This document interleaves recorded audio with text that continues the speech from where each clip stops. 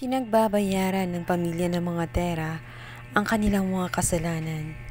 Maging itong si Seb ay nakulong din dahil sa kanyang ginawa kay Amira. Nagsisisi na siya noon pa man kaya tanggap na niya ang kahinatnan ng kanyang buhay. Masaya na rin siya dahil ang kanyang anak na si Jewel ay na kay Amira. Natitiyak niya na lalaking mabuti itong si Jewel dahil si Amira nga ang magpapalaki dito. Sa kabilang banda, napatawad naman ni Amira ang lahat-lahat. Sa kabila ng mga marami siyang ginawang kasamaan, pinatawad na rin niya ang kanyang sarili. At naisip nito na mabuti na lamang at hindi siya tuluyang naging kasing sama ni Magnolia. Dahil nga doon ay makakapagsimula sila ng panibagong buhay.